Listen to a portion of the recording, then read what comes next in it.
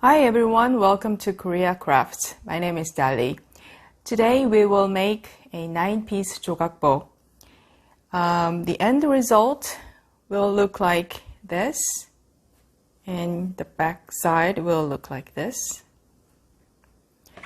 or something looking like this. This is also a 9-piece Jogakbo, but using different colors. So you will have a one piece of cloth for the back side and 4 pieces of these cloths, which is going to sort of like looking like this at the end. And you will have different colors of silk cloths, and you can assemble the colors any way you want. Actually, this is the best part of making Jogakbo, I think. So you pick the colors you like, 9 pieces, and you assemble them the way you like it, and you start sewing like so. So once you decided how you want to arrange the colors of 9 pieces of Jogakbo, you want to connect these 9 cloths pieces together, and you want to take the first row of 3 pieces right here, and you want to connect these 3 by sewing up the lines here and here. And to make it look nice, you want to make sure that you take the 1 centimeter of margin here and here and here and here, so that you sew them up together. It'll look very neat and clean. And so the way you do it is to take the presser head and the ruler, and you want to go like this. Actually, this pad right here, cutting mat, has a grid of 1 centimeter apart. So this is very easy to put the cloth on the mat along this line, and you put the ruler right here, and this will give you 1 centimeter margin to seam.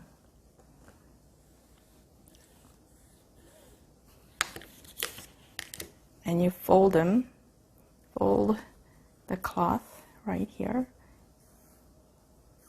so that later this allows the needle sewing much easier. So you put it right here, and you put the second piece on the mat along the line, so that you know when you put the ruler right here, this will automatically give you 1 centimeter of margin to seam.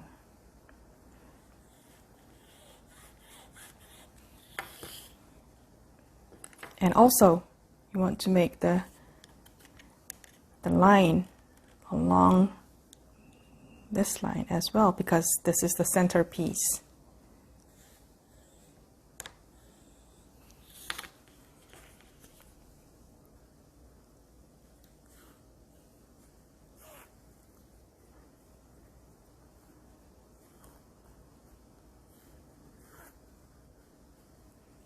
And you put it right there, and the third cloth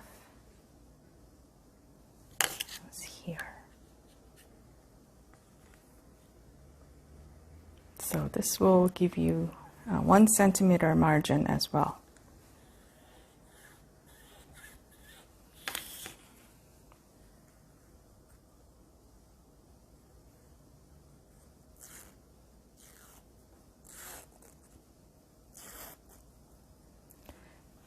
So there, and we will use 감침질, the hemming stitch, when you connect these three pieces together. So we'll take these two together, and I already have a needle and a thread ready. And you want to start hemming stitch from here. You always start from right to left. You go from right to left.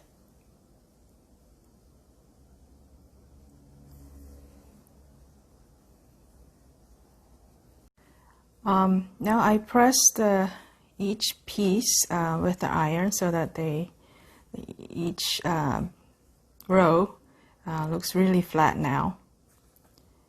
So the next step is to connect these three pieces together by taking each row and then take 1 centimeter margin here and here and here.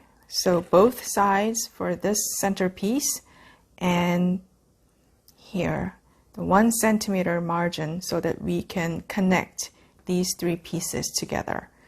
So we take the first one right here, and we take the presser again and put this piece along this line so that we know where to press with the margin of 1 centimeter from this line. So take the ruler and press it so that it folds easily. So at the end, you're going to connect these three rows together so that they will look like something like this after sewing. I pressed these three pieces of cloths, and this will really allow the sewing very easy. And this is very nice and flat. And I'll show you now the importance of using pins before sewing. You want to make sure that when the sewing is done, you want to make sure that these squares are in place like this, and you don't want them to look like this, right? After you're done with sewing.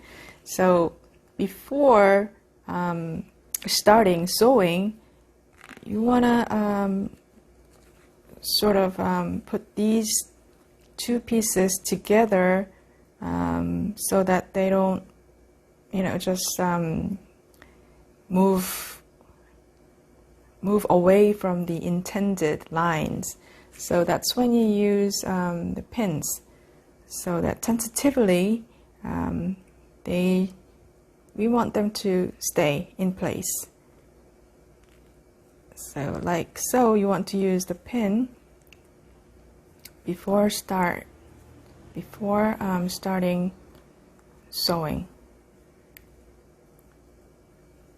So you align the lines right here, and you put pins like so, that you don't have to worry about these lines, just go out of the place. So it's just a cautionary measure, so that you don't have to worry about these cloths going everywhere. So you take the needle and you start sewing from right right here.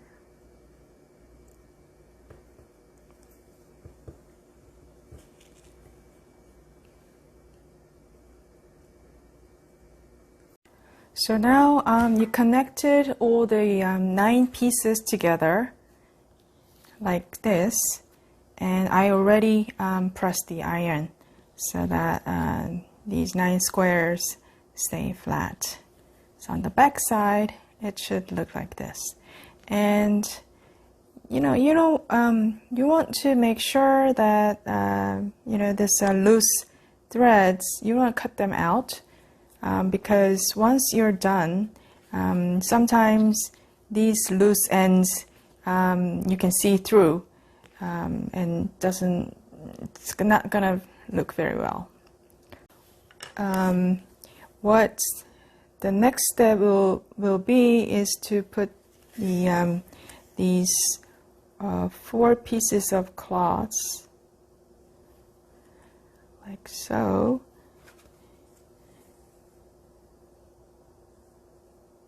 And it should look something like this.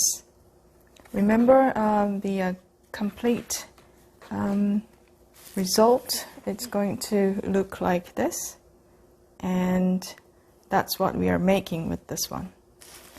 So you want to draw lines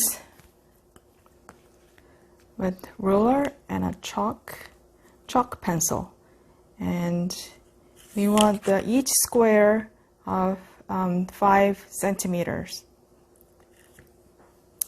So since this ruler, the thickness of this ruler is already 5 centimeters, and you put the ruler along this line, and it should give you 5 centimeters of width, and the remainder is the margin.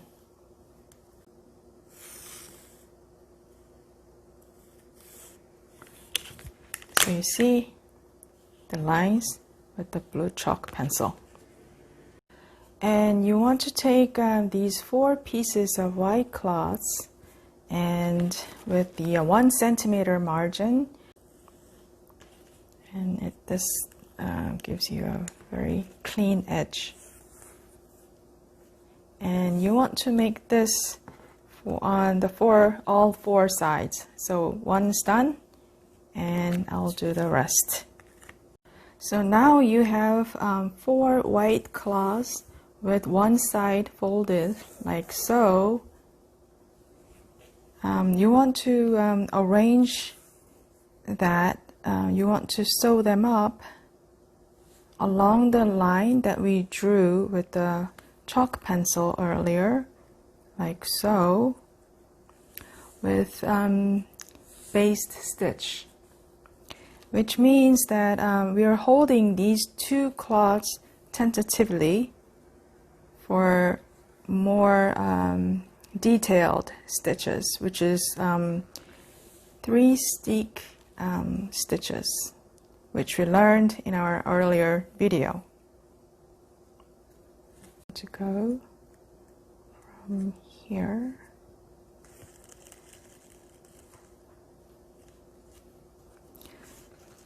along this line that we drew earlier with the pencil chalk.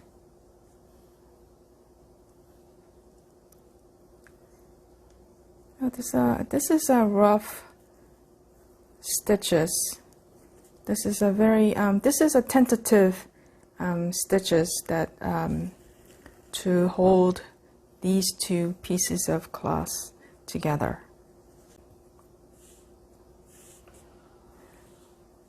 The baste stitch is done for this side, and we are going to do this on 4 sides.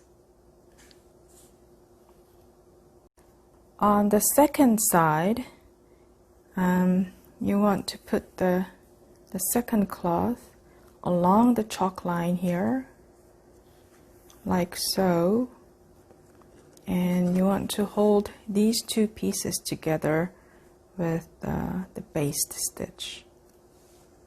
Again, make sure this white cloth stay along the chalk line.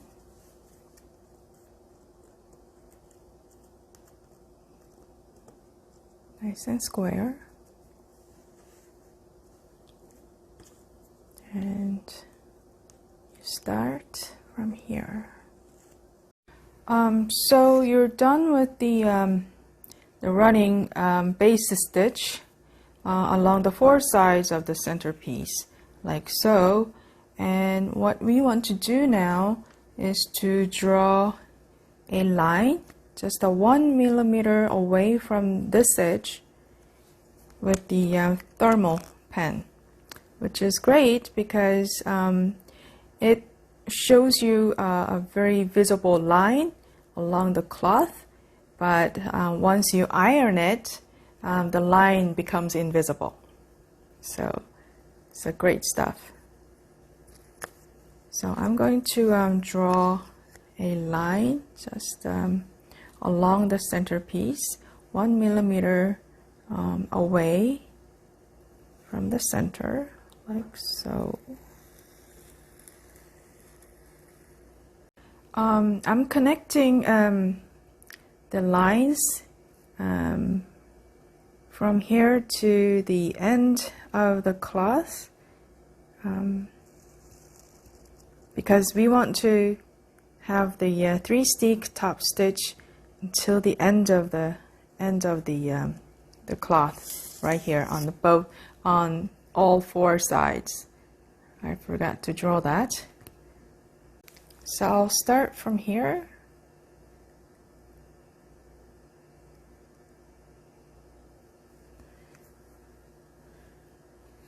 And you go back 1 step back and come out the other side.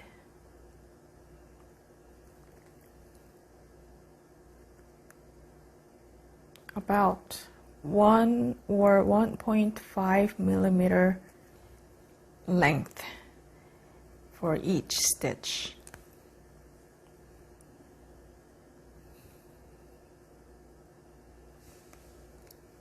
Second stitch.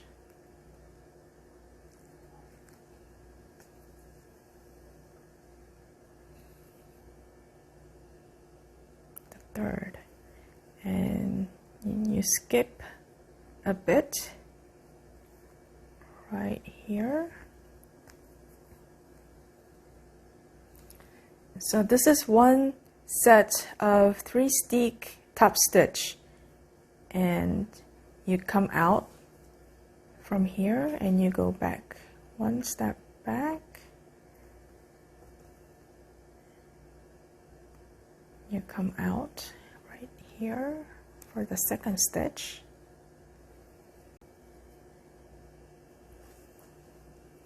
And you go on until you reach this point.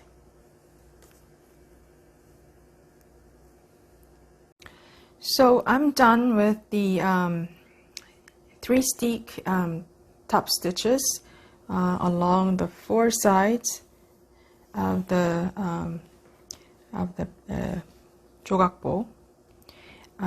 So now I press the iron, so you notice that all the pen marks, the lines that I drew with the thermal pen, are gone. So now, once you're done with the 3-stick top stitches, you want to get rid of the running base stitches that you had made. So what you do is just to cut here and there, and you can pull the threads out. You want to take the bottom layer, which goes behind the work right here. You want to make sure that these pieces come in the same size.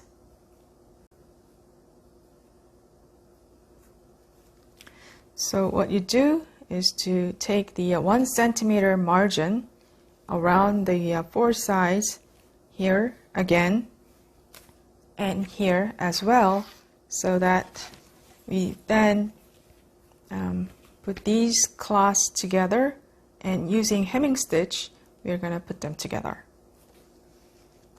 So you take a ruler again, and the length from here to here from here to the edge should be 4 centimeters. So take the ruler. So you see this is 5 centimeters in length, so it gives you 1 centimeter margin to fold. So about this line over here will give you the 4 centimeter margin from the center piece. So you folded all 4 sides of the Jogakbo, the front side of the Jogakbo, to the backwards, like here, like so. All the 4 sides, and you want to get rid of these this type of loose ends.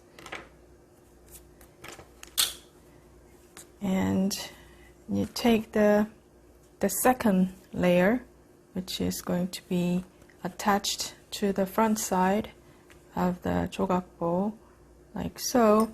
And you already folded here as well the 4 sides of the back side, the back layer of the Jogakbo, like so,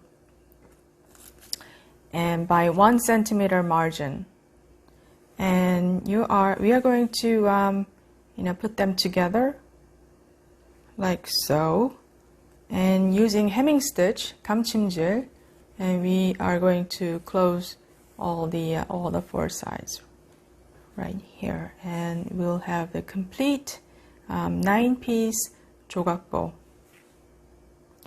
And when you put these 2 cloths together, and you already folded all 4 sides, and when you put them together, you want to make sure that these corners are closed like this, like so.